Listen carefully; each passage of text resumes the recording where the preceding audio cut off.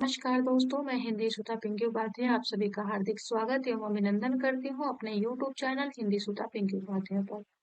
दोस्तों, आज हम जिस पाठ का वाचन करेंगे उसका नाम है रजिया सज्जाद जहीर।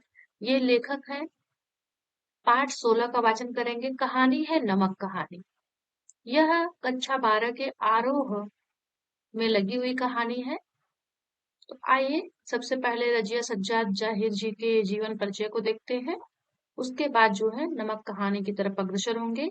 इस कहानी से जितने भी महत्वपूर्ण प्रश्न बनेंगे और इससे इससे जितने भी हमारे परीक्षा में उपयोगी प्रश्नोत्तरी होने की संभावना है उन सभी को हम दृष्टिगत करते चलेंगे आगे। आइए देखते हैं कहाँ पहले लेखक जो हैं लेखक के परिचय को देख लेते हैं। रजिया सज्जाद जहीर। जन्म 15 फरवरी सन 1917 में। तो ये ध्यान रखिएगा दोस्तों, इनका जन्म कब हुआ है? 15 फरवरी 1917 में अजमेर राजस्थान में हुआ है। तो राजस्थान इनका जो है अजमेर राजस्थान में इनका जन्म हुआ है। तो अजमेर में हुआ है, ध्यान रखिएगा। अब हम कैसे स्मरण करेंगे कि ये 17 के है? तो जो रजिया है ये जब सजती है तो 17 साल की लगती है ना। जो रजिया है जब सजती है तो कितने साल की लगती है? 17 साल की लगती है। प्रमुख रचनाएं जर्द गुलाब। जब ये सजती है तो अपने बालों में क्या लगाती है? गुलाब लगाती है। उर्दू कहानी संग्रह इनका का उर्दू कहानी संग्रह है जर्द गुलाब। सम्मान इनको क्या मिला है? तो सोवियत भूमि नेहरू पुरस्कार, उर्दू अकादमी पुरस्कार, उत्तर प्रदेश अखिल भारतीय लेखिका संघ अवार्ड, ये सब इनको जो है मिला है। और हम देखते हैं निधन इनका कब हुआ? तो 18 दिसंबर सन 1979 को हुआ है। 18 दिसंबर सन 1979। तात्पर्य है कि 15 फरवरी सन 1917 में अजमेर में इनका जन्म हुआ। मृत्यु कहाँ हुआ है? तो मृत्यु 18 दिसंबर सन 1979 में हुआ है। हमारे दृढ़ संकल्प ही हमारी ताकत है, हमारा लिखना ही हमें जिंदा रखता है। तो ये ध्यान रखिएगा, इनकी ये प्रमुख कथन है रजिया सज्जाद जी का।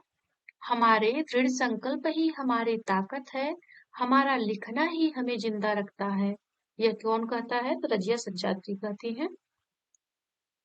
जिंदा से स्मरण रखिएगा, उर्दू लेखिका है तो जिंदा शब्द का प्रयोग किए हैं, उर्दू शब्द प्रयोग किए हैं। रजिया सज्जाद जहीर मूलतः उर्दू की कथाकार हैं। ये जो लेखिका है रजिया सज्जाद जहीर जी, ये मूलतः उर्दू की कथाकार हैं।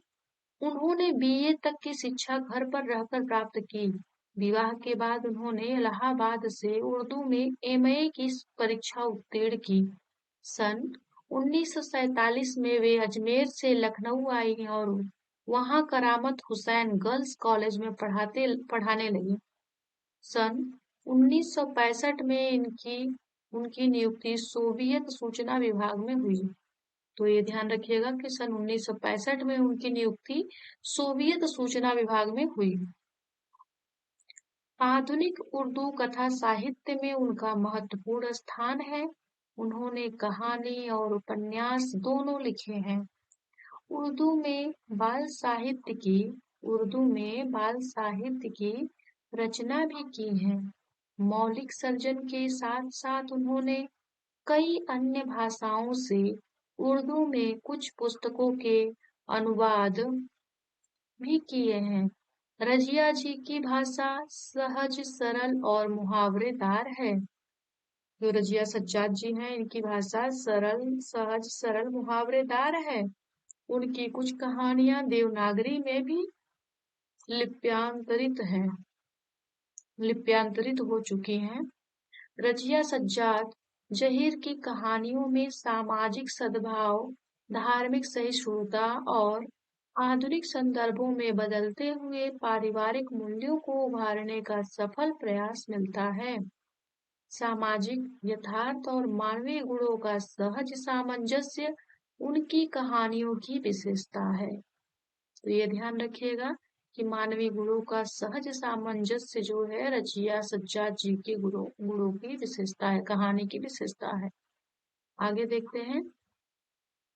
रजिया सज्जाद जहीर जी की नमक शीर्षक कहानी भारत पाक विभाजन के बाद सरहद के दोनों तरफ के विस्थापित पुनर्वासित जनों के दिलों को टटोलती एक मार्मिक कहानी है।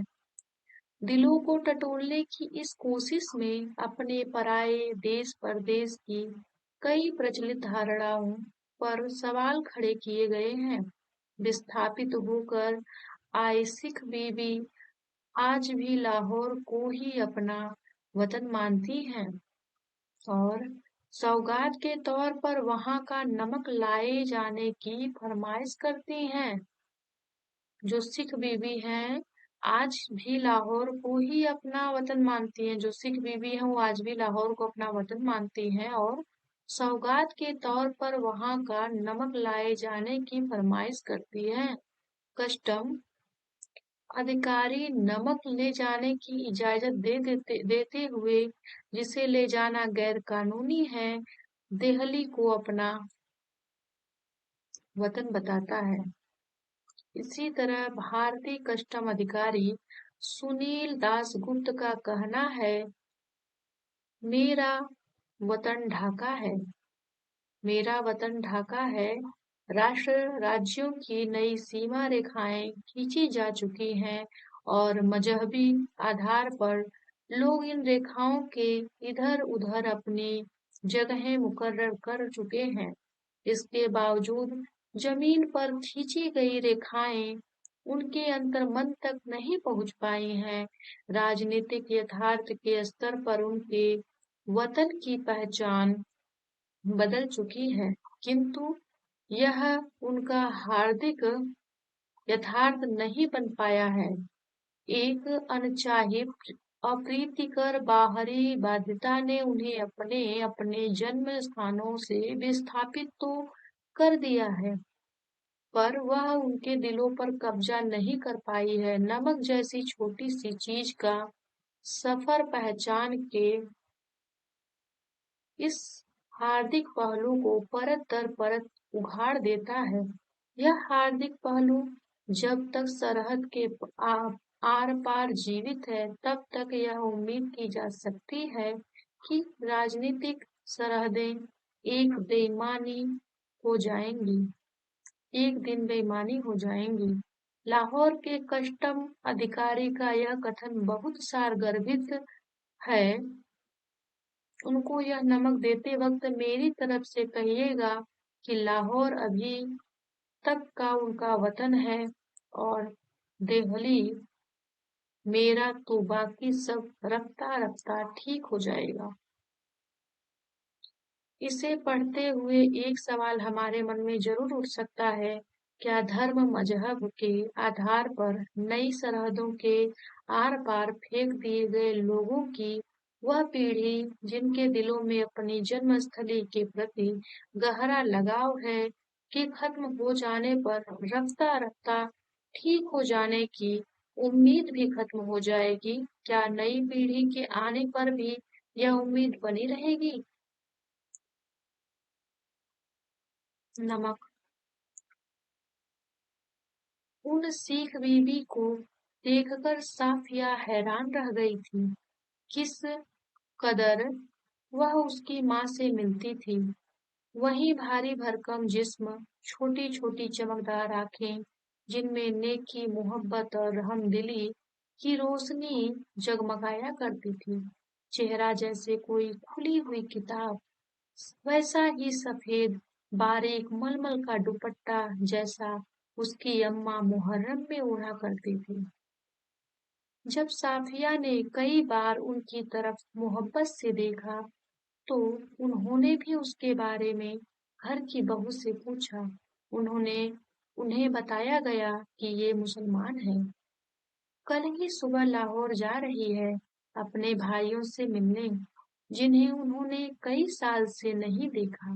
लाहौर का नाम सुनकर वे उठकर साफिया के पास जा बैठी आ बैठी और उन्हें उसे बताने लगी कि उनका लाहौर कितना प्यारा शहर है। वहाँ के लोग कैसे खूबसूरत होते हैं, उम्दा खाने और नफीस कपड़ों के शौकीन, सैर सपाटे के रसिया, जिंदा दिली की तस्वीर। कीर्तन होता रहा, वे आहिस्ता आहिस्ता बातें करती रहीं।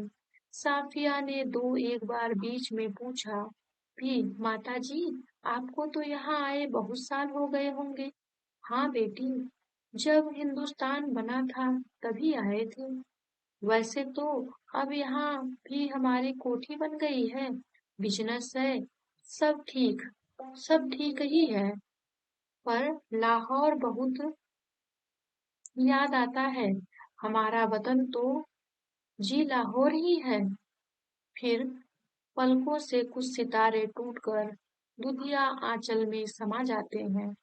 बात आगे चल पड़ती, मगर घूम फिर कर फिर उसी जगह पर आ जाती। सांडा, लाहौर। कीर्तन कोई 11 बजे खत्म हुआ। जब वे प्रसाद हाथ में लिए उठने लगी और साफिया के सलाम के जवाब में दुआएं देती हुई रुखसत होने लगी, तब साफिया ने धीमे से पूछा, आप लाहौर से कोई सौगात मंगाना चाहें तो मुझे हुक्म दीजिए। वे दरवाजे से लगी खड़ी थी, हिचकिचाकर बहुत ही आहिस्ता से बोली, अगर ला सको तो थोड़ा सा लाहौरी नमक लाना। 15 दिन यूं गुजरे कि पता ही नहीं चला। जिमखाना की सामें, दोस्तों की मोहब्बत, भाइयों की खातिरदारियां, उनका बस न चलता था कि बिछड़ी हुई परदेसी बहन के लिए क्या कुछ न कर दें। दोस्तों, अजीजों की यह हालत की, कोई कुछ लिए आ रहा है, कोई कुछ। कहाँ रखें, कैसे पैक करें, क्यों कर ले जाएं, एक समस्या थी, सबसे बड़ी समस्या थी। बादामी कागज की एक गुड़िया गुड़िया की, जिसमें कोई शेर भर लाहौरी नमक था। सफिया का भाई एक बहुत बड़ा पुलिस अफसर था। उसने सोचा कि वह ठीक राय दे सकेगा। चुपके से पूछने लगी, क्यों भैया, नमक ले जा सकते हैं?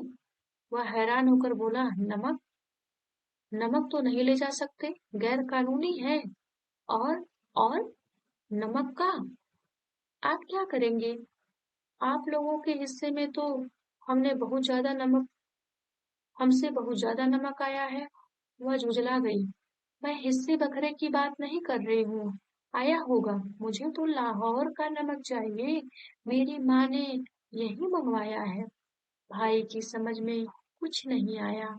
माँ का क्यों जिक्र था? वे तो बंटवारे से पहले ही मर चुकी थी। जरा नरमी से समझाने के अंदाज में बोला, देखिए बाजी, आपको कस्टम से गुजरना है और अगर एक भी चीज ऐसी वैसी निकल आई तो आपके सामान की चिंदी चिंदी बिखेर देंगे कस्टम वाले कानून जो। वह बिगड़ कर बोली, निकल आने का क्या मतलब? मैं क्या चोरी से ले जाऊंगी? छिपा के ले जाऊंगी? मैं तो दिखा के जता के ले जाऊंगी। भाई, यह तो आप बहुत ही गलत बात करेंगी। कानून? अरे, फिर वही कानून कानून कहे जाते हो क्या? सब कानून हुकूमत के ही होते हैं। कुछ मोहब्बत, मुरव्वत, आदमियत, इंसानियत के नहीं होते। आखिर कस्टम वाले भी तो इंसान होते हैं, कोई मशीन तो नहीं होते। हाँ, वे मशीन तो नहीं होते, पर मैं आपको यकीन दिलाता हूँ, वे शायर भी नहीं होते। उनको तो अपनी ड्यूटी करनी होती है। अरे बाबा, तो मैं कब कह रही हूँ कि वह ड्यूटी न करे? एक तोहफा है, वह भी चंद पैसों का। शौक से देख ले, कोई सोना चांदी नहीं, स्मगल की हुई चीज नहीं, ब्लैक मार्केट का माल नहीं। अब आपसे कौन बहस करे? आप अदीब ठहरी, और सभी अदीबों का दिमाग थोड़ा सा तो जरूर ही घुमा हुआ होता है। वैसे मैं आपको बता देता हूँ कि आप ले नहीं जा पाएंगी और बदनामी मुफ्त में हम सबकी भी होगी। आखिर आप कस्टम वालों को कितना जानती हैं? उसने गुस्से से जवाब दिया, कस्टम वालों को जाने या न जाने, पर हम इंसानों को थोड़ा सा जरूर जानते हैं। और रही दिमाग की बात, सो अगर सभी लोग का दिमाग हम अदीबों की तरह घुमा हुआ होता, तो यह दुनिया कुछ बेहतर की जगह हो जाती। भैया मारे गुस्से के उसकी आंखों से आंसू बहने लगे थे। उसका भाई सिर हिलाकर चुप हो गया। अगले रोज 2 बजे दिन को उसे रवाना होना था। सुबह के लिए बहुत व्यस्त कार्यक्रम बन चुका था, इसलिए उसे सारी पैकिंग रात ही को करनी थी। कमरे का दरवाजा अंदर से बंद करके वह सामान बांधने लगी। इधर उधर फैली हुई चीजें धीरे धीरे सिमट कर सूटकेस और बिस्तर बंद में चली गईं। सिर्फ 2 चीजें रह गईं। एक तो वह छोटी सी टोकरी जिसमें कीनू थे, एक दोस्त का तोहफा, संतरे और माल्टे को मिलाकर पैदा किया गया फल, माल्टे की तरह रंगीन और मीठा, संतरे की तरह नाजुक, और दूसरी थी वह नमक की पुड़िया। अब तक साफिया का गुस्सा उतर चुका था। भावना के स्थान पर बुद्धि धीरे धीरे उस पर हावी हो रही थी।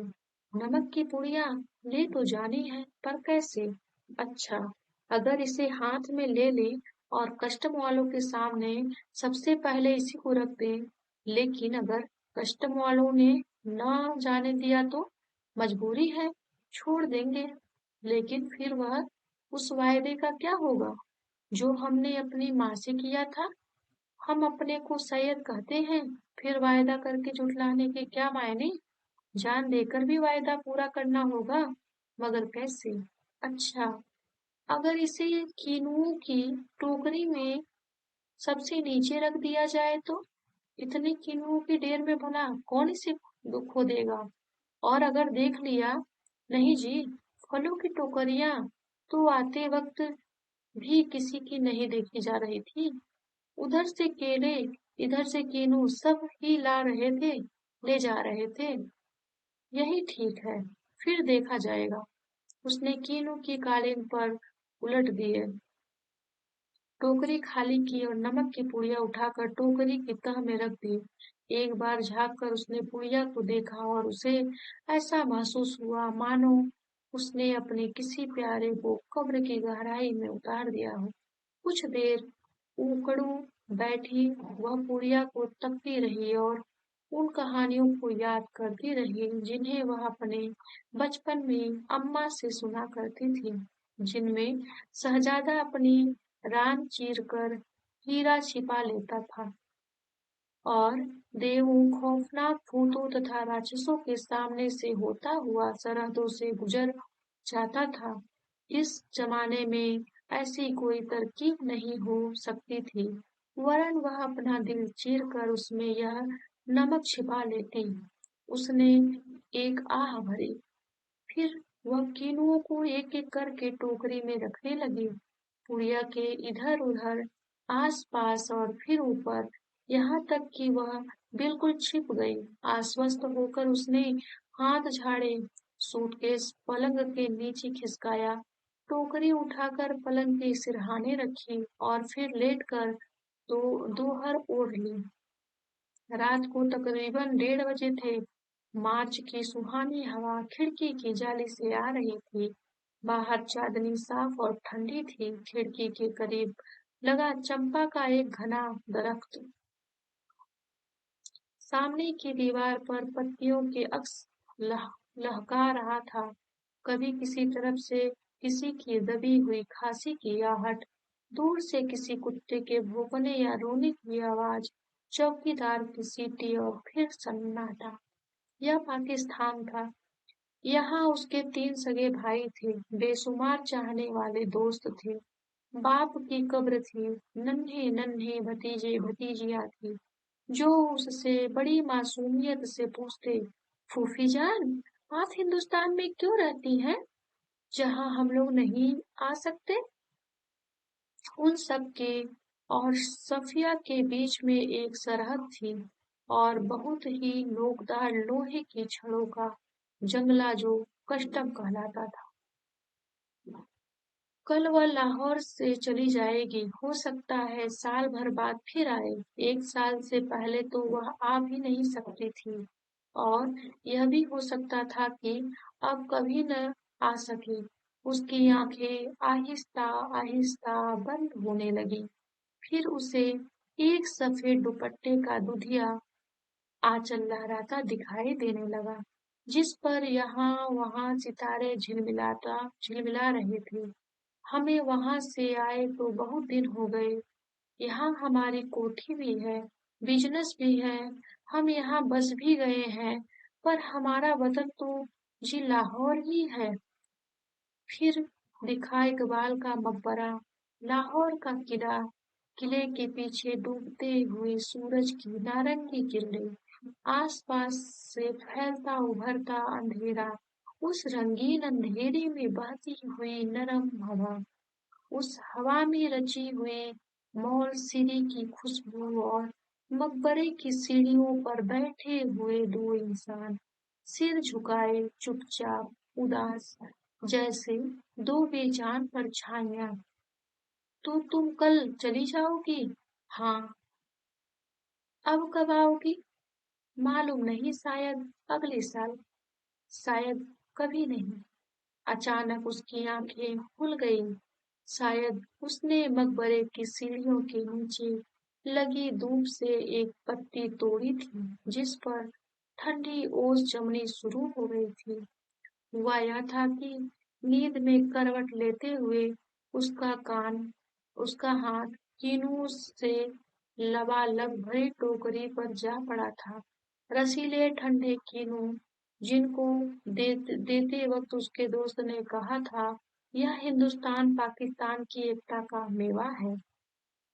सफिया फर्स्ट क्लास के वेटिंग रूम में बैठी थी। दिल्ली तक का किराया उसके भाई ने दे दिया था। वह हाथ में टिकट दबाए वेटिंग रूम के बाहर प्लेटफॉर्म पर टहल रहा था। वह अंदर बैठी चाय की प्याली हाथ में लिए कीनू की टोकरी पर निगाहें जमाए यह सोच रही थी कि आसपास इधर-उधर इतने लोग हैं, लेकिन सिर्फ वही जानती है कि टोकरी की तह में कीनुओं के नीचे नमक की पुड़िया है। जब उसका सामान कस्टम पर जांच के लिए बाहर निकाला जाने लगा, तो उसे एक झिरझिरी सी आई, और एकदम से उसने फैसला किया कि मोहब्बत का यह तोहफा चोरी से नहीं जाएगा। नमक कस्टम वालों को दिखाएगी।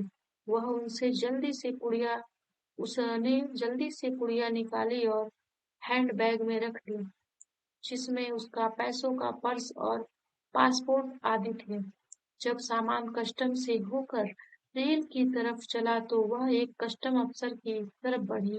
ज्यादातर मेजें खाली हो चुकी थी। एक दो पर इक्का दुक्का सामान रखा था। वहीं एक साहब खड़े थे, लंबा कद, दुबला पतला जिस्म, खिचड़ी बाल, आंखों पर ऐनक। वे कस्टम अफसर की वर्दी पहने तो थे, मगर उन पर सब कुछ जच नहीं रही थी। सफिया कुछ हिचकिचाकर बोली, मैं आपसे कुछ पूछना चाहती हूँ। उन्होंने नजर भर कर उसे गौर से देखा। बोले, फरमाइए। उनके लहजे ने सफिया की हिम्मत बढ़ा दी। आप आप कहाँ के रहने वाले हैं? उन्होंने कुछ हैरान होकर उसे फिर गौर से देखा। मेरा वतन देहली है। आप भी तो हमारी ही तरफ की मालूम होती हैं। अपने अजीजों से मिलने आई होंगी। जी हाँ, मैं लखनऊ की हूँ। अपने भाइयों से मिलने आई थी। वे लोग इधर आ गए हैं। आपको आपको भी तो शायद इधर आए। जी, जब पाकिस्तान बना था तभी आए थे, मगर हमारा वतन तो दिल्ली ही है।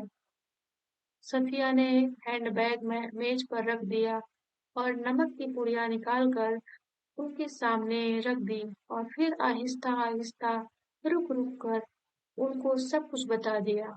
उन्होंने पुड़िया को धीरे से अपनी तरफ सरकाना शुरू किया। जब सफिया की बात खत्म हो गई तब उन्होंने पुड़िया को दोनों हाथों में उठाया, अच्छी तरह लपेटा और खुद सफिया के बैग में रख दिया।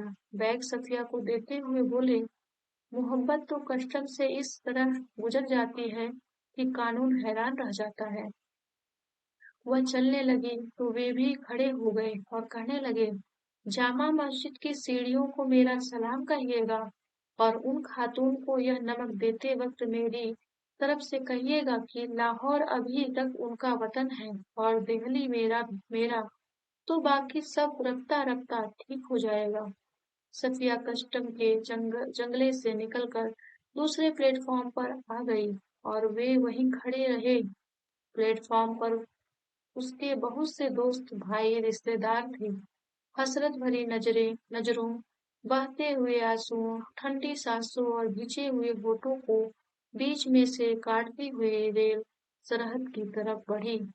अटारी में पाकिस्तानी पुलिस उतरी, हिंदुस्तानी पुलिस सवार हुई। कुछ समझ में नहीं आता था कि कहाँ से लाहौर खत्म हुआ और किस जगह से अमृतसर शुरू हो गया। एक जमीन थी, एक जबान थी, एक सी सूरतें और लिबास, एक सा लबो लहजा और अंदाज थे।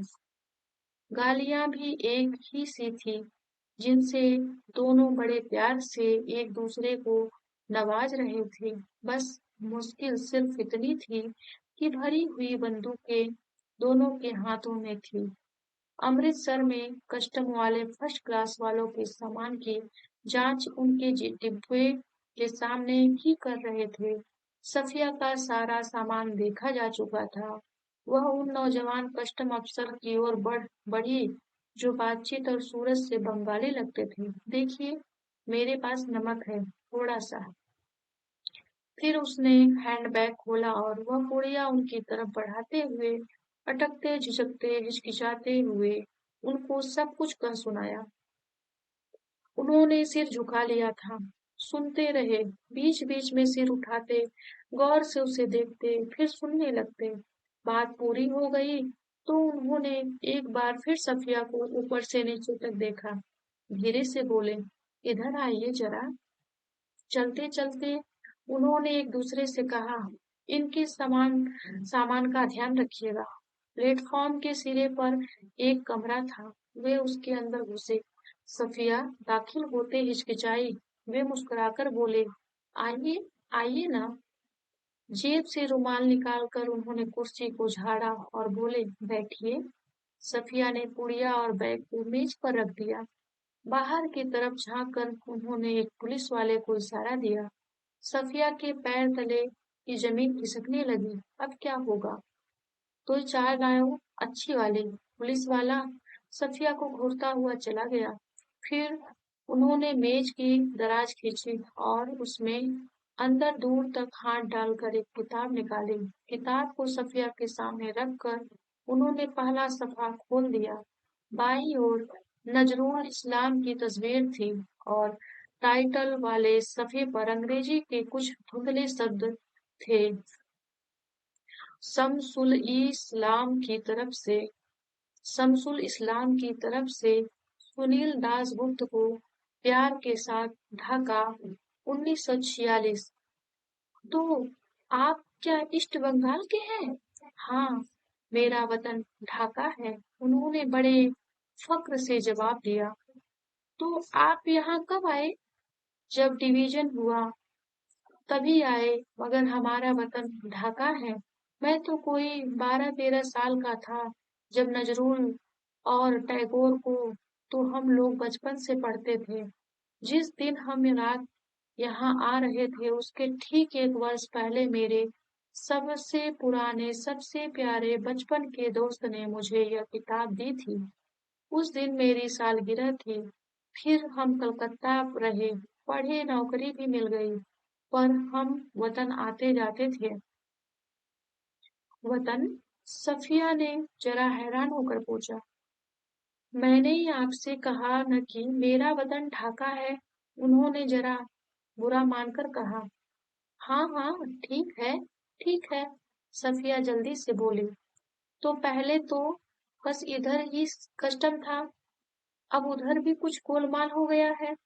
उन्होंने चाय की प्याली सफिया की तरफ खिसकाई और खुद एक बड़ा सा घूंट भर कर बोले, वैसे जो डाक कलकत्ता में भी होता है, वैसे तो डाक कलकत्ता में भी होता है, जैसे नमक यहाँ भी होता है। पर हमारे यहाँ के डाब की क्या बात है, हमारी जमीन हमारे पानी का मजा ही कुछ और है। उठते वक्त उन्होंने पुड़िया सफिया के बैग में रख दी और खुद उस बैग को उठाकर आगे आगे चलने लगे। सफिया ने उनके पीछे चलना शुरू किया। जब सफिया अमृतसर के पुल पर चढ़ रही थी, तब पुल की सबसे निचली सीढ़ी के पास वे सिर झुकाए चुपचाप खड़े थे। सफिया सोचती जा रही थी, किसका वतन कहाँ है, वह जो कस्टम के इस तरफ है या उस तरफ। आइए पाठ के प्रश्नोत्तर को भी देख लेते हैं, महत्वपूर्ण प्रश्नोत्तर को।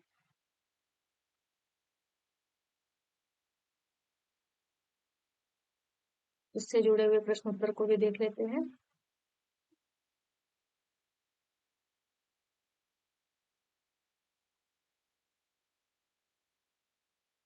सफिया के भाई ने नमक की पुड़िया ले जाने से क्यों मना कर दिया।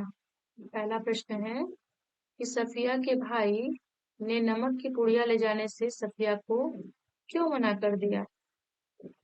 तो इसका स्पष्ट उत्तर है, क्योंकि वहां से नमक जो है ले आना क्या था, मना था, है ना।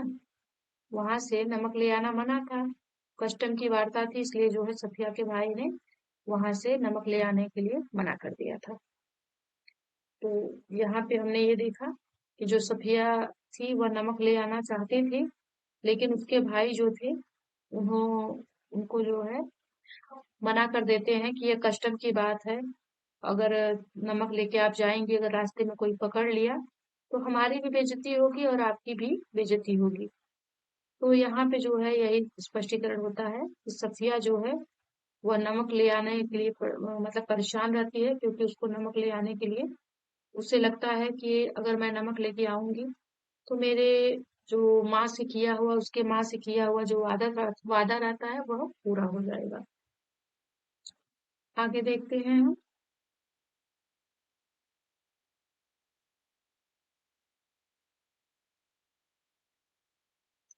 और इसमें ये भी देख सकते हैं कि सत्या के भाई जो थे ना वो पुलिस अफसर थे। तो पुलिस अफसर थे, वह कानून कायदों से भली भांति परिचित भी थे। इसलिए जो है वो लाहौरी नमक जो है, बोलते हैं कि लाहौरी नमक ले जाना जो है कानून के विरुद्ध कार्य है, इसलिए भी वो नमक ले जाने के लिए मना कर देते हैं और बोलते हैं अपनी बहन से कि अगर कस्टम के कार्यों में अगर तुम पकड़ी जाओगी तो बेइज्जती भी होगी, तो इसलिए वो जो है नमक ले जाने के लिए मना कर देती है। दूसरा प्रश्न देखते हैं, नमक की पुड़िया ले जाने के संबंध में सफिया के मन में क्या द्वंद था। तो यह बिल्कुल सामान्य सी वार्ता है। नमक की पुड़िया ले जाने के संबंध में जो सफिया के मन में द्वंद चल रहा था, वह था कि नमक की पुड़िया को चोरी से छिपा कर या कस्टम अधिकारियों को दिखा कर ले जाते, मतलब वो सोचती है कि मैं छिपा कर क्यों ले जाऊं, मैं इसको दिखा कर ले जाऊंगी। पहले वह कीनन की डोकिंग में सबसे नीचे कीनुओं में ढक लेती है। फिर वह फैसला करती है कि नहीं, वह प्यार के इस तोहफे को चोरी से नहीं ले जाएगी। वह नमक की पुड़िया को ग्राहकों को दिखाते हुए ले जाएगी, इस प्यार के तोहफे को जो है सबको दिखाते हुए ले जाएगी। तो इस प्रकार जो है वह नमक के सफिया जो है उसके मन में नमक को ले जाने की, नमक की पुड़िया को ले जाने का जो है मन में जो है अंतर्द्वंद चल रहा था। जब सफिया अमृतसर पुल पर चढ़ रही थी, तो कस्टम ऑफिसर निचली सीढ़ी के पास सिर झुकाए चुपचाप क्यों खड़े थे। जो कस्टम अधिकारी था वह बंगाली था। उसे सफिया की संवेदनाएं बहुत अच्छी लगी। उसे लगा कि कानून बाद में है, इंसानियत पहले है। इसलिए जो है कानून को इंसानियत के आगे झुकना पड़ता है। साफिया की ईमानदारी और वायदे को देखकर कस्टम अधिकारियों ने अपना सिर झुका लिया। उसे साफिया पे नाज आ गया, अर्थात कि उसे साफिया पे बहुत फक्र था, उसे गर्व था। काम साफिया ने जो काम किया, अर्थात कि जो प्रेम की पुड़िया नमक लेके जा रहे थे, तो उन सबको इस पर बहुत गर्व था। इसलिए वह जो है अपनी श्रद्धा साफिया के प्रति जो है अर्पित करने के लिए उन्होंने सिर झुका लिया। चौथा प्रश्न देखते हैं, लाहौर अभी तक उनका वतन है और देहली मेरा या मेरा वतन ढाका है जैसे उद्गार किस सामाजिक यथार्थ का संकेत है? तो ये उस सामाजिक यथार्थ का संकेत देते हुए राजनीतिक तौर पर लोग भले ही वायरलेस हो जाते हैं, लेकिन आसपास आधिपत्य हो से ही रहते हैं। राजनीतिक बंटवारे के लोगों में पिकनिक की तरह झलक नहीं है। वे लोगों को अलग रहने पर मजबूर कर सकते हैं, लेकिन उनका प्रेम अंतिम समय तक अपनी मातृभूमि, अपने देश, अपने वतन से रहता ही रहता है।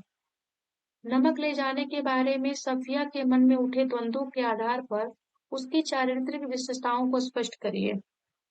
जो साफिया है, वह नमक ले जाने की बात पर सफिया जो है द्वंदात्मक हो जाती है। उसके भाई ने जब उसे बताया कि नमक काम कर रहा है,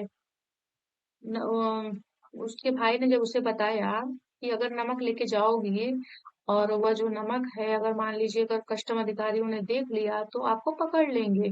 तो परेशान हो जाता है क्योंकि वह विश्वास से भरी हुई है, जो साफिया विश्वास से भरी हुई है, उसके मन में जो है प्रेम है परिवार के प्रति। इसलिए वह मन में ठान लेता है कि नमक पाकर ही, वो जो साफिया है वो ठान लेता है कि वे नमक पाकर ही रहेगा। इसमें किसी प्रकार का दुराव या छिपाव नहीं है, वह देश प्रेमिका है। दूसरों की भावनाओं का व्यवहार वह जानती है। इतनी भावुकता है कि इसी कारण जब वह नमक ले जाने से मना करता है उसका भाई, तो वह रो देता है। अर्थात कि जो जब उसको सफिया को मना किया जाता है कि नमक मत ले जाओ, तो वह रो देता है। सफिया जो है नमक ले जाने के लिए मूड स्पष्ट करती है। आगे देखते हैं हम। मानचित्र पर एक लकीर खींच देने भर से जमीन और जनता बंट नहीं जाती। उचित तर्कों व उदाहरणों के जरिए उसकी पुष्टि करें। तो ये ध्यान दीजिएगा।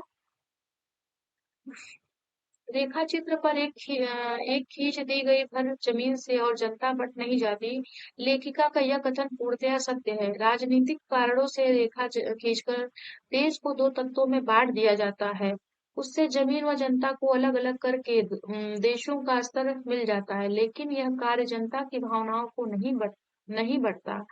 उनका मन अतः अंत में अपनी जन्मभूमि के छाया में रहने के लिए व्याकुल रहता है। पुरानी यादें उन्हें हर समय जो है सताती रहती हैं। जैसे ही उन्हें मौका मिलता है, वह प्रत्यक्ष रूप से उभरते हुए सामने आ जाती हैं। नमक कहानी में भी सिख बीबी लाहौर को और नहीं देखती हैं। नमक जैसी सामान्य चीजें वहां से आने लाने के लिए जो है वो कह देती हैं। जो सफिया रहती है उससे कह देती हैं। कस्टम अधिकारी नौकरी अलग देश में कर रहे हैं, लेकिन अपना वतन, जो जन्मभूमि है, जो प्रदेश है, उसके प्रति उनका जो प्रेम भाव है वह उनका बना हुआ है। तो अपने देश के प्रति जो उनका प्रेम भाव है वह पूर्णतः बना हुआ है। आगे देखते हैं। नमक कहानी में भारत व पाक की जनता के आरोपित भेदभावों के बीच मोहब्बत का नमकीन स्वाद घुला हुआ है। बिल्कुल, दोनों देशों को हालांकि भूगोल ने विभाजित कर दिया है, लेकिन उन लोगों में वही मोहब्बत अब भी समाई हुई है। हालांकि यह आरोप लगाया जाता है कि आंतरिक देशों के बीच नफरत है, लेकिन ऐसा नहीं। इन दोनों के बीच के संबंध मधुर और पवित्र हैं। ये मोहब्बत की वह डोर है जो एक दूसरे को जोड़ रखती है। मोहब्बत का स्वाद इन रिश्तों में घुल जाता है। सिख बिन बंगाली अधिकारी और सोफिया के माध्यम से जो कहानीकार है उसकी बात यह सिद्ध हो जाती है। तो इस प्रकार हम कह सकते हैं कि जो कहानीकार है उसने जो है सबके हृदय के भावों को समझा। उसने कहा कि जो है लोग अगर दूर रहते हैं, अपने राजनीतिक विभाजन में बट भी जाते हैं, लेकिन फिर भी उनको अपने मातृभूमि, अपने देश के प्रति जो है प्रेम निरंतर उनका बढ़ा रहता है। तो इस प्रकार हम इसको देख सकते हैं। आगे देखते हैं। क्यों कहा गया, क्या सब कानून हुकूमत के ही होते हैं? कुछ मोहब्बत, मुरव्वत, आदमियत, इंसानियत के नहीं होते? साफिया का भाई पुलिस अफसर है। जब उसने लाहौर का नमक भारत ले जाने की बात कही अपने भाई से, तो उसके भाई उसको रोकने लगे। गैर कानूनी नमक ले जाने के कार्य को गैर कानूनी बताया। उसने यह भी बताया कि पाकिस्तान और भारत के बीच नमक का व्यापार प्रतिबंधित है। तब जो है लेखिका ने यह तर्क दिया कि क्या कानून हुकूमत के ही होते हैं, कुछ मोहब्बत, मुरव्वत, आदमियत, इंसानियत के नहीं होते। आगे देखिए, भावना के स्थान पर बुद्धि धीरे धीरे उस पर हावी हो रही थी। इसका क्या अर्थ है? जब भावनाओं से काम नहीं चला तो साफिया ने दिमाग से काम लिया। वह बुद्धि से नमक हिंदुस्तान ले जाने की सतर्कता वह निडर ले जाने की सतर्कता रखती है। वह निडर हो गई और फैसला लेने लगी कि मैं नमक बेशक ले जाऊंगी। अगला देखते हैं। मोहब्बत तो कस्टम से इस तरह गुजर जाती है कि कानून हैरान रह जाता है। उत्तर पाकिस्तानी कस्टम अधिकारी सफिया का कहना है कि मोहब्बत के सामने कस्टम वाले भी लाचार हैं। उसके अब सम्मुख कानून निष्प्रभावी हो जाते हैं। मोहब्बत कानून को धक्का बताकर आगे बढ़ जाता है। वह स्वयं नमक की गुड़िया को लेखिका के मामले में अन्यथा निर्दिष्ट करता है। तो यहाँ स्पष्ट कर सकते हैं, हमारी जमीन हमारे पानी का मजा ही कुछ और है। तो यहाँ बात सफिया को पूर्वी बंगाल के कस्टम अधिकारी कहते हैं। वह पूरा अपनी भावनाओं को व्यक्त करते हुए कहते हैं कि यहाँ का पानी मीठा और ठंडा है। मेरे देश की मिट्टी बहुत कुछ पैदा करती है। चारों तरफ से बस मिट्टी हमारी उपजाऊ है और हमारे यहाँ की बात ही कुछ निराली है। तो वही इसी बात को यहाँ पे स्पष्ट किया गया है। समझाइए तो जरा। फिर पलकों से कुछ सितारे टूटकर दुधिया आंचल में समा जाते हैं। यहाँ सिख बीवी को लाहौर की याद आ रही थी। वह लेखिका को वहां के जीवन मार्ग आदि के बारे में बताती है। यादों में खो जाती है और भावुकता के कारण उसकी आंखों से आंसू निकल जाते हैं। जबकि मलमल के दुपट्टे पर जो है वो गिर पड़ते हैं। किसका वतन कहाँ है? वह तो कस्टम के इस तरफ है या उस तरफ, यह कौन सोचता है? तो जब सफिया अमृतसर स्टेशन पर पहुंचती है तो उसके मन में यह बात आती है कि इसका वतन कहाँ है, किसका वतन कहाँ है। सोचने लगती है, उसे कुछ समझ में नहीं आता कि वतन कहाँ है, अर्थात पाकिस्तान या हिंदुस्तान। ये दोनों देश एक हैं, केवल कस्टम कस्टम में दोनों जो कस्टम अधिकारी हैं उन्हीं ने दोनों देशों को बांटा हुआ है। तो यही स्पष्ट हुआ है यहाँ पे। आगे देखते हैं पाठ के आसपास क्या है। नमक कहानी में हिंदुस्तान पाकिस्तान में रहने वाले लोगों की भावनाओं संवेदनाओं को उभारा गया है। वर्तमान संदर्भ में इन संवेदनाओं की स्थिति को तर्क सहित स्पष्ट कीजिए। तो इसको देख लेते हैं हम। आज भी वैसी ही स्थिति है जैसे 58-60 वर्ष पहले थी। लोग आज भी एक दूसरे मुल्कों के बशिंदों की तरह मोहब्बत करते हैं। आज हिंदुस्तान और पाकिस्तान दोनों ही देशों में आपसी भाईचारे को बढ़ाने और बनाए रखने के लिए नई नई योजनाएं बनाई जा रही हैं। बस रेल यातायात को बहाल कर दिया गया है, जो एक दूसरे अर्थात कि एक दूसरे देश को समझने के लिए अपने आप की प्रक्रिया को पूर्णतः सक्रिय रख रहा है। कह सकते हैं कि हम दोनों मुल्कों के जो प्रेम व्यवहार हैं, उनमें भी बहुत परिवर्तन हुए हैं। लोग एक दूसरे को समझने के लिए अपनी भावनाओं को व्यक्त भी कर रहे हैं। तो इस प्रकार देखा जाए तो दोनों देशों के बीच में सौहार्द की भावनाएं भी बढ़ रही हैं। आगे देखते हैं। साफिया की मन स्थिति को कहानी में एक विशिष्ट संदर्भ में अलग तरह से स्पष्ट किया गया है। अगर साफिया की जगह आप होते या होती तो क्या आपकी मनस्थिति भी वैसी होती? स्पष्ट कीजिए। बिल्कुल ऐसी ही होती, इसको कहने की आवश्यकता नहीं है। भारत पाकिस्तान के आपसी संबंधों को सुधारने के लिए दोनों सरकारें प्रयासरत हैं। व्यक्तिगत तौर पर इनमें आप क्या उदाहरण दे सकते हैं, आप लोग स्पष्ट कर सकते हैं। लेखिका ने विभाजन से उपजी विस्थापन की समस्या का चित्रण करते हुए सफिया व सिख बीबी के माध्यम से यह भी परोक्ष रूप से संकेत किया है कि इसमें भी विवाह की रीति के कारण स्त्री सबसे अधिक विस्थापित है। क्या आप इससे सहमत हैं? तो ये आप अपनी भावनाओं को स्पष्ट करिएगा। विभाजन के अनेक स्वरूपों में बटी जनता को मिलाने की अनेक भूमियां हो सकती हैं। रक्त संबंध, विज्ञान, साहित्य व कला, इनमें कौन सबसे ताकतवर है और क्यों? ये स्पष्ट कर सकते हैं आप लोग, इसको अपने स्पष्टीकरण में दे सकते हैं। मान लीजिए आप अपने मित्र के पास विदेश जा रही हैं, आप सौगात के तौर पर भारत की कौन सी चीज ले जाना पसंद करेंगे, तो यह भी आप स्पष्ट कर सकते हैं, इसमें कुछ कहने की आवश्यकता नहीं है। हम नीचे देखते हैं, भाषा की बात करते हैं तो भाषा की वार्ता को देख लेते हैं। हमारा वतन जो तो जी लाहौर की है, लाहौर ही है, क्या सब कानून हुकूमत के ही होते हैं? इसको अगर देखें तो यहाँ पे जो है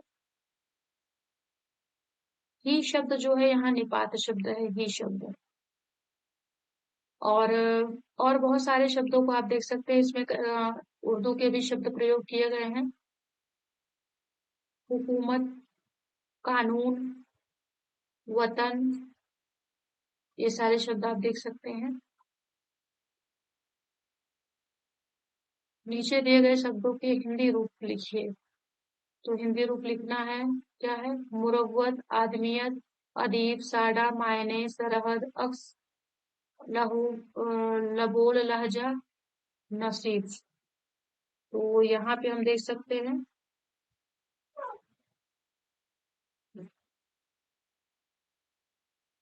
मुरव्वत, मुरव्वत का अर्थ होता है कि ढीलापना था, कि क्या उसमें कोई ढिलाई नहीं दे सकते हैं जो कार्य वो कर रही थी। आदमियत मतलब इंसानियत, मनुष्य था। अदीब, अदीब का अर्थ क्या होता है? साहित्यकार। साडा का अर्थ क्या होता है? हमारा। मायने का अर्थ होता है अर्थ। सरहद, सरहद का सीमा। अक्स, अक्स का अर्थ क्या होता है? तो प्रभाव। लगोल, लहजा, तो इसका अर्थ क्या होगा? बोलचाल का। और बोलचाल का व्यवस्थित रूप ले सकते हैं, इसको कर सकते हैं। नफीस का अर्थ क्या होता है? तो इशारा। नफीस का अर्थ क्या होता है? तो इशारा होता है। 15 दिन यूं गुजरे कि पता ही नहीं चला। वाक्य को ध्यान से पढ़िए और इसी प्रकार के यूं ही यूं की ही से युक्त 5 वाक्य लिखिए। तो इसको आप अपने से बना करके हमारे संदेश बॉक्स में आप लोग प्रेषित करिएगा, मैसेज बॉक्स में, कमेंट बॉक्स में। हम देखेंगे कि आप लोगों ने इसमें क्या क्या बनाए हैं। सृजन के क्षण इसमें देख सकते हैं। नमक कहानी को लेखक ने अपने नजरिए से अन्य पुरुष शैली में लिखा है। आप सफिया की नजर से उत्तम पुरुष शैली में इस कहानी को अपने शब्दों में कहें। तो ये आप स्पष्ट कर सकते हैं, इन्हें भी जाने, ये देख सकते हैं। मुहर्रम, मुहर्रम क्या होता है? इस्लाम धर्म के अनुसार साल का पहला महीना, जिसकी 10वीं तारीख को इमाम हुसैन शहीद हुए। सैयद, मुसलमानों के चौथे खलीफा अली के वंशजों को सैयद कहा जाता है। इकबाल, सारे जहां से अच्छा हिंदू सिता हमारा के गीतकार। नजरुल इस्लाम, बांग्ला के क्रांतिकारी कवि थे नजरुल इस्लाम। जो कौन थे नजरुल इस्लाम? तो बांग्ला के क्रांतिकारी कवि। शमसुल इस्लाम, बांग्लादेश के प्रसिद्ध कवि। शमसुल इस्लाम कौन थे? तो बांग्लादेश के प्रसिद्ध कवि। इस कहानी को पढ़ते हुए कई फिल्म, कई रचनाएं, कई गाने आपके जेहन में आए होंगे। उनकी सूची बनाइए। जो फिल्म और रचना की विशेषता को लिखिए। सुविधा के अनुसार कुछ दिए गए नाम देख सकते हैं। तो नाम क्या है? 1947 फिल्म बनी है तमस। तमस पर कौन सी फिल्म बनी है? तो 1947 भीष्म साहनी की रचना है तमस 73। 1973 की रचना है तमस, और इस पर 1947 अर्थ नामक फिल्म बनी है। अगला फिल्म देखते हैं, मम्मू। मम्मू फिल्म जो है बनी है टोबा टेक सिंह। मंटो की कहानी है टोबा टेक सिंह। इस पर कौन सी फिल्म बनी है? तो मम्मू। आगे देख लेते हैं, ट्रेन टू पाकिस्तान। यह कहानी जो है जिंदगी नामा उपन्यास कृष्णा चोपड़ी जी का है। इस पर कौन सी कहानी बनी है? तो train to Pakistan. Train to Pakistan किस पर बनी है? जिंदगी नामा पर। पिंजर कहानी बनी है गदर पर। अमृता प्रीतम की कहानी पिंजर है, इस पर कौन सी फिल्म बनी है? तो गदर बनी है। खामोश पानी, झूठा सच यशपाल की रचना है। तो झूठा सच पर खामोश पानी नामक कहानी बनी है। खामोश पानी नामक कहानी किस पर बनी है? झूठा सच पर बनी है। हिना, मलबे का मालिक, कहानी मोहन राकेश का है। मोहन राकेश की कहानी मलबे की मालिक पर हिना कहानी बनी है। पेशावर एक्सप्रेस कहानी जो है कृष्णचंद्र की कहानी है पेशावर एक्सप्रेस। ये पिक्चर बनी है। इस पर फिल्म कौन सी बनी है? वीर जारा फिल्म बनी है पेशावर एक्सप्रेस कहानी पर। तो वीर जारा फिल्म बनी है पेशावर एक्सप्रेस कहानी है कृष्णचंद्र जी का, कृष्णचंद्र जी की कहानी पेशावर एक्सप्रेस पे कौन सी फिल्म बनी है? वीर जारा फिल्म बनी है। सरहद और मजहब के संदर्भ में इसे देखें। तू हिंदू बनेगा ना मुसलमान बनेगा, इंसान की औलाद है इंसान बनेगा। तू हिंदू बनेगा ना मुसलमान बनेगा, इंसान की औलाद है इंसान बनेगा। मालिक ने हर इंसान को इंसान बनाया, हमने उसे हिंदू या मुसलमान बनाया। कुदरत ने तो बख्शी थी हमें एक ही धरती, हमने कहीं भारत कहीं ईरान बनाया। हमने कहीं भारत कहीं ईरान बनाया। जो तोड़ दे हर जो तोड़ दे हर बंद वो तूफान बनेगा। इंसान की औलाद है इंसान बनेगा, इंसान की औलाद है इंसान बनेगा। जो तोड़ दे हर बंद वो तूफान बनेगा। यह फिल्म धूल का फूल, गीतकार साहिर लुधियानवी, साहिर लुधियानवी की गीत है। उम्दा का अर्थ होता है अच्छा, उम्दा। उम्दा का अर्थ क्या होता है? अच्छा। नफीस का अर्थ होता है सुरुचिपूर्ण। रुखसत का अर्थ होता है विदा। साडा हमारा। हिस्से बखरे बंटवारा। हिस्से बखरे का अर्थ क्या होता है? बखरा बंटवारा। हिस्से बखरे का अर्थ क्या होता है? बंटवारा। मुरव्वत का अर्थ संकोच। अदीब, अदीब का अर्थ होता है साहित्यकार। लबो लहजा का अर्थ होता है बोलचाल का तरीका। नवाज का अर्थ होता है सम्मानित करना, है ना। नवाज का अर्थ होता है सम्मानित करना। सौगात का अर्थ होता है भेंट। अजीज का अर्थ होता है प्रिय। बाजी का अर्थ होता है दीदी। दोहर का अर्थ होता है कपड़े को दोहरा कर सिली गई चादर, लिहाफ। तो इस प्रकार जो है यह कहानी नमक कहानी यहीं पूर्ण होती है दोस्तों। और इस कहानी के माध्यम से जहीर जी ने बहुत ही मार्मिक घटना को उन्होंने दिखाया है, तो इसको भी देख सकते हैं। और इसमें उन्होंने दोनों देश के प्रेम को दिखाया है कि यहाँ भले ही लोग बट गए हैं लेकिन उनको अपने वतन अपने देश के प्रति जो लगाव है उसको भी इस कहानी के माध्यम से दिखाने का प्रयास की है लेखिका ने। तो इस प्रकार जो है यह कहानी हमारी यहीं पूर्ण होती है दोस्तों। अगली कहानी में प्रश्नों के साथ हम पुनः उपस्थित होंगे। इसी के साथ धन्यवाद, नमस्कार दोस्तों।